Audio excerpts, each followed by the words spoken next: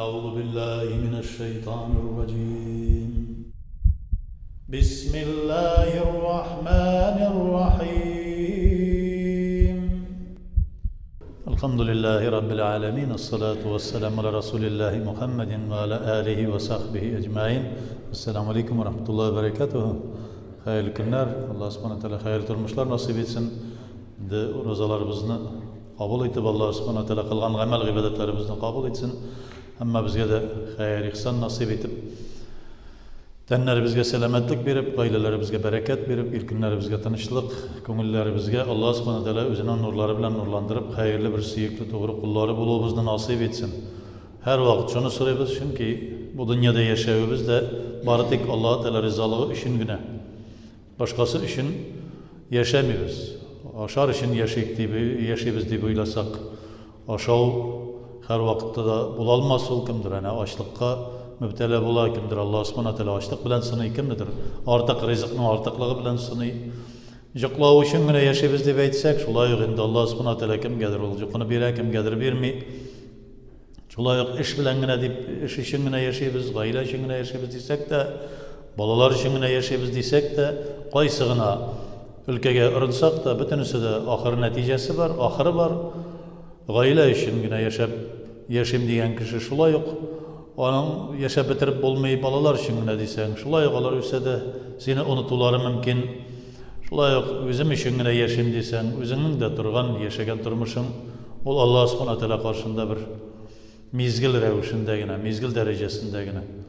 Şuna göre Allah subhanahu teala'nın her vakitte وَمَا خَلَقْتُ الْجِنَّ وَالْاِنْسِ إِلَّا لِيَعْبُدُونَ bari tek bana gıybet, kulluk kursetsinler, bende bulsunlar işinine yaratıldı. Şu cinler de hem Adem balasının taifelerde, yani onlarını bari şunun için yarattım diye. Şuna göre gayle bizni terbiyeliyiz Allah Teala rızalığı için. Rızıkını izliyiz, tababız Allah Teala rızalığı için. Balalarımızın terbiyeliyiz Allah Teala rızalığı için. Allah Teala rıza olsun derecede işlesek, yani Allah subhanahu teala'nın koşkan bir şu tiyişli onun kul ikenligini kursetkiş bulup duracak. Yani özünün bende ikenligini kursetkiş bulan. Hemen de en birinci elbette kay bir kişi başka şarap anlıyor ibadet deganini bir to'xtavsiz namaz, bir to'xtavsiz uraza, bir to'xtavsiz Allah Teala'ga tunlar bo'yi ibodatda o'tab shiqu deganini anglagan kishilarga Payg'ambarimiz sollallohu alayhi vasallamning da shunday aytgan so'zlari bor. Men sizga qaraganda eng Allah Teala'ni xayrli biluvchiroq, eng biluvchirogingiz, sizning orada Allah Teala'dan eng qo'rquvchiroq men de oshimda urazada tutam, ya'ni ayning qay bir kunlarida uroza tutam, qay bir kunlarida uroza tutmayman. Namozimni o'qiyman da şulay qay bir vaqt o'qimayman dedi. Ya'ni nafil masalasi, farzlar turunda tugul bu. Şulay endi uylanem de, oila bilan da yashayman, bolalarni da tarbiyalayman de. Ya'ni birisi aytgan bo'laman, bir to'xtavsiz urazadagina, bir to'xtavsiz ikkinchisi birov aytadi, men de bir to'xtavsiz namozgina, birisi aytadi men umrda da uylanmayman de. Onun bir istemesi var, birov aytadi men umrda da it tashamayman de. Payg'ambarimiz sollallohu alayhi vasallam bularga qarata kesatib qo'ygan. Ya'ni her narsa o'rtasha bo'lirga tiyishlikni bilgirdi. G'ibodat alay namozlik ustundagina o'tiru degan so'z tugul. G'ibodat bir to'xtavsizdagi uroza degan so'zgina tugul. G'ibodat har bir odamning, har bir ishing Alloh taolo rizolig'i uchun, Alloh taolo rizo bo'lsin uchun narsagina ishlasang-da, mana shu vaqtda g'ibodat bo'ladi. Narsagina ishlasang-da Alloh taoloning rizolig'ini tobu. Endi Allohning rahmati ulug' bir g'ibodatni o'taymiz. O'tab bitirib boramiz. So'nggi kunlar kelib yetib bora Ramazon oyining. Subhanalloh deb aytamiz, chunki ana shunga ko'ra taravihda bir to'xtavsiz biz subhanallohni aytamiz. Subbuhun quddusun Robbul malaikati var ruh deymiz. Har doim Alloh taolani poklaymiz. Ya'ni o'zimizning ko'nglimizda poklaymiz. Ya Rabbim, mening yuragimda senga qarata bir nindidir bir shik bo'lsa, nindidir bir shubha darakkina hatta sezilmay turgan darajadagi nindidir tiskarlik bo'lsa da poklayman ya Rabbim, subhanalloh deb aytaman. Sen poksing ya Rabbim. Sen ul shubga loyiqli tugul, sen mening tiskarligimga loyiqli darajadagi tugul, sen Robbularning Robbi, sen birdan bir Robbi ya Rabbim. Senga tengdosh iloh da yo'q, Robbi da yo'q, bir narsa da yo'q. Sen birdan bir deymiz. Shunga ko'ra ana poklab, shistorinib Ramazon bo'yicha Alloh taolaga ulug' ibodatni o'taymiz. Bitta Sanavlığına günler diye hemen mağdud etti. Allah subhanahu wa ta'ala Kur'an-ı Kerim'de. O sanavlı günler bir sak buluruz, sanalıp bara. Yani kirdik yine, eli başladık yine. Eli biz Ramazan'a kirip, sileşip yine oturgan edik. Allah'a şükür ağır bulur indi, tigilay bulur indi, bulay bulur indi deyip uylaşadır. Lakin ütüp de gitti. Dağın 4 teravihimiz kalıp bara inşallah Teala. Hem indi gayet gelip jitip bara. Gayetni Peygamberimiz sallallahu bir sözü var. Eğer de kişi şu iki gayet bayramı turunda. Gayetke eğer de paklanıp, şistaranıp, hoşbuylar sürtüp, Allah Teala rizalığı için deyip şuşlay iyinden çıkıp, gayet namazını gelip, okup, vaazlarını, hutbesini tınlap, şulay meşitten çıkan vakitte, meşitten ışık tübünde, kapı tübünde ferişteler basıp dururlar. Suyunuş sina deyip aytıp dururlardı. Sen kutuldun, anadan tuğan yaş bala kebek, günahsız şağasın deyip aytırlardı. Gayet namazını okuyuş kişiye. Gayet namazına kelgen kişiye. Şuna göre biz aytamiz. Yani türlü neler var. Kişilerin de türlü basqıçta var. Oy bir kişiler bir gayetden ikinci gayette gineciri. Bir gayet bilen ikinci gayet arasında günahlarını Allah Teala gafu ite. Elbette tege ulu günahlardan başka söz söylenirler. Mesela elbette gafu ite. Bir gayet bilen iki gayet arasında Allah Teala günahlarını gafu ite. Kiyiligiz deybiz. Gayetke gine bulsa da kiyiligiz deybiz. Lakin sen bir gayetten ikinci gayetke kadar köp mü günah işlisin de şol iki gayet arasında vafat da bulup gittiğin mümkün günahların bilen. Şuna göre bana aytamiz bir cumbanı okup ikinci cumbağa kadarı Allah subhanahu wa ta'ala şulay bir ikinci cumba bilen iki cumba arasında günahlarını gafu ite deybiz. Lakin bir atna anda da bir atna uzak vakit. Onda da bir cumbadan ikinci cumbağa kadar senin vakitin uzak. Şuna göre ul vakitte ölüp gidersen de günah kılgan vakitte ikinci cumba günahlarını kişirile turgan vakitte kelip jetelmezsin de günahların bilen Allah Teala karşına kelip basırsın. Şuna göre aytamiz Allah subhanahu teala 5 tapır namazını belgilegen. Bir namaz bilen ikinci namaz arasında Allah Teala bulgan günahlarını gafu ite ikinci namaz bilen.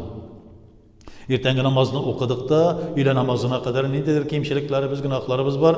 Allah subhanahu teala şu ile namazı bilen şu günahlarını, kemşilik hatalarını sürtüp taşlıyor. Peygamberimiz sallallahu aleyhi ve sellem vaqda aytamını. Allah Teala şulay bizge vaqda aytadi. Şuna göre aytamiz, 5 tapır namaz.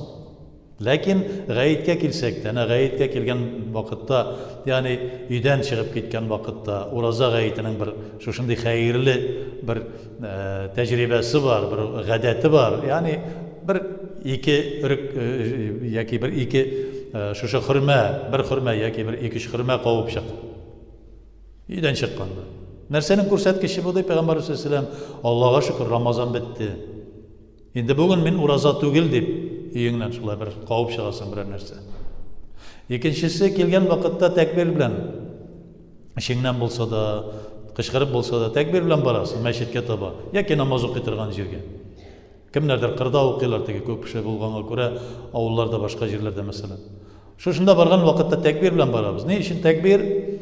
Mana xayr bugünkü kunda tekbirning bir qadrini bitirip baralar. Kerekmese de Allahu Ekber deb qışkıra turgan bir gadetlari var. O'zi namoz o'qimayal Allohu akbar deb barmoq ko'tarib baqira turgan bir gadetlari var.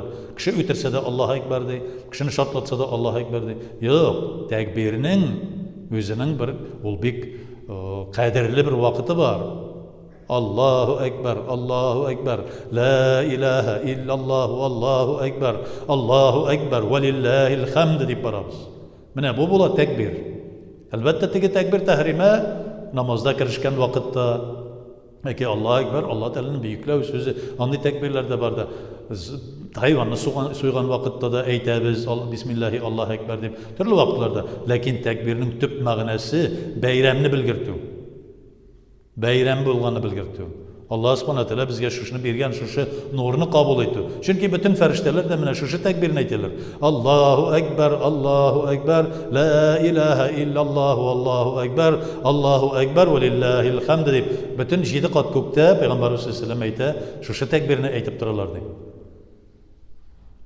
Shuni. Shunga ko'ra takbir bilan chiqamiz, yo'lga chiqamiz.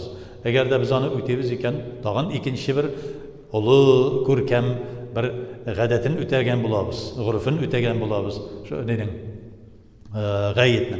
Шулай гаеткә чыккан вакытта Аллаһның рәхмәте, әнә матур киемнәребезне киябез. Матур дип әйтик, чиста, пак булсын. Тир исләре килмәсен. Суган исләре кирәкмәгән исләр килмәсен авызларыбыздан. Ни өчен? Чөнки безнең әнә Пәйгамбәрбез саллаллаһу алейһи ва сәлләм ни өчен тыя? Ашы турма ашамагыз, мәчеткә барганда ди, суган ашамагыз, сарымсаклар ашамагыз. Шушы өч нәрсәдән бик каты яман ис килә авыздан. Синең янда басып тора торган кешегә рәнҗитерсең, анарга бер зарар килә. Шулай ук инде тирисе дә, синнән тирисе килә икән, хәтта инде теге бик яман рәвештә кайбер кешеләрдән килә торган була, җуынмаган мин тол нәрсәм инде. Ләкин син шуны качырга тиеш, син бит җәмгыять урынына киләсең. Гаит бигрәк тә бәйрәм вакыты, җәмгыять җире. Матур иттереп, пөхтә, Пәйгамбәрбез саллаллаһу алейһи ва сәлләм сөннәтенә туры китереп. Әгәр дә гаврат әлбәттә безнең киндектән тезгә кадәр кенә гаврат капланса, без намаз укый алабыз. Ләкин бит инде Пәйгамбәрбез саллаллаһу алейһи ва сәлләмнең сөннәт гавраты бар. Йөзен җиңле күлмәк, башка төбәтәй, аякта булырга тиеш. Бу Пәйгамбәрбез саллаллаһу алейһи ва сәлләмнең намазга баскан вакыттагы сөннәте гавратны каплавы. Biz əgər də mənə xəzir bigərək də bu ne getdi, başqa kiyi yox. Hətta başqa kiterlik dərəcəyə түгел. Mənə ulu kişilərimiz də yalğanlarga erək bilməslər. İlk məşitlərə kirgan vaqtda furashkanın kazırığı bilən kirib, onu artqa burub qoymasa, birərsi kitirib suğadır yoki aşulanadır idi. Ул biz аны нитмидирек дә, хәтта башыбызга да китерә алмыйдырек. Хәтта инде тискәрләнеп йөри торган, теге диндә тискәрләнә торган кешеләр бар. Алар да хәтта Ondan üzerine nitmiler idi, tutmilar idi. Bugünkü günde şu kadar namazga, meşitke, beyram namazlarına, cuma namazlarına şu kadar vayımsızlık gitti. Şu kadar salkın qaraş gitti. Nişiksin Allah Teala'dan ecir savab sen soruyorsun ondan sonra. Nişiksin sen Allah Teala'nın cennetine umtulasın. Eğer de sen kilesin iken de senden yaman iskile, külmeğin, iştanın nindedir derecede Гафу итегезен трусы рәвешендәге ниндер шорт дип аталаган. Шуны киеп мәчеткә килмиләр бит инде, җәмгыять урынына керәсең. Ресторанга аракы ишәргә баралар. Джинсы кидерттермиләр, анда джинсы кияргә ярамый. Костюм, шалбардан теге киеп баралар да. Матур иттереп галстуклар тагып бармасаң кертмиләр дә. Ә монда мәчеткә Алла Тәала каршына килә, гафу итегез трусы майкадан кереп баса, ниндидер бер эшләпәдән, ниндидер бер фуражкадан. Бу нинди нәрсә Алла Тәаланы хөрмәт итми, аракы эчә торган җирне хөрмәт итә, яки ниндидер туйга барганда матур иттереп, аракы эчә торган туйга әллә нинди рәвештә киенеп барады. Аннан соң шалтыратып сорый, хәзрәт, мин туйга барган идем, монда аракы куйганнар өстәлгә ди. Миңа утырырга ярый микән ди. Мәчеткә килгән вакытта шул кеше, шул бер шалтыраткан әйбер. Мәчеткә килгән вакытта теге нәрсә электр шуны килгән, теге армиядә әйтәләр, форма номер 8, что надели, то и носим дип. Алла Тәаланы хөрмәт итү кирәк. Гаит көнне бигрәк тә. Гаит намазын килгәч, гаит намазын укыган вакытта, әнә имам белән бергә укыйбыз да. Быел Аллага шөкер безнең хәерле вакытта туры килә. Сәгать 7-гә җыелабыз иншаллаһ Тәала, сәгать 7-дә укыйбыз.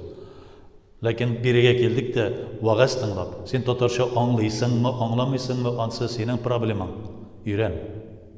Биредә башкача сөйләмәячәкләр. Ләкин аңлыйсыңмы син, аңламыйсыңмы вагазны?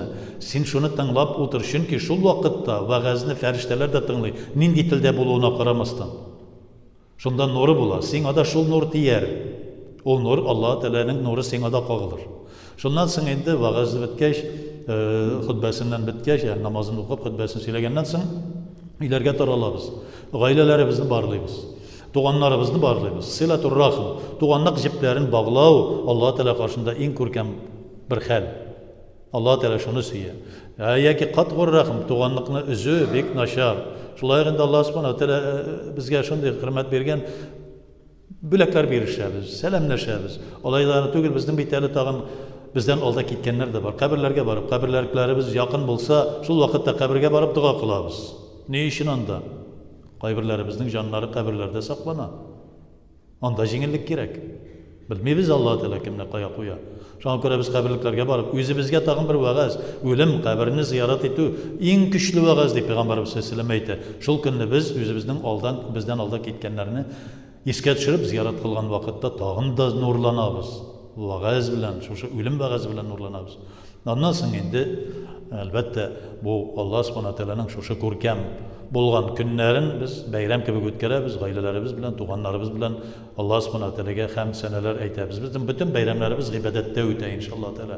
Bu yıl ul bayram Cuma gününe de kela, iki ulu bayramga to'g'ri kela. Her vaqtda da bizning şu bayramlarda qilganliglarimiz qabul bo'lur inshaalloh taolo. Ya Rabbim, adaştırma, sataştırma, to'g'ri yo'ldan bardır. Ya Rabbim, her yurgan adımlarımızı ecir savab bilan, Ya Rabbim savabla. Bu dünyada yaşaganda sening suyukli to'g'ri qullaring bo'lib yashab, bu dunyodan iman bilan o'tib ketib kelajakda jannatlaring bilan da şadlandır. Ya Rabbim, jannatlerde sening yuzingni didoringni ko'rishimizni nasib et. Rabbana atina fid dunya hasanatan va fil akhirati hasanatan va qina azabannar.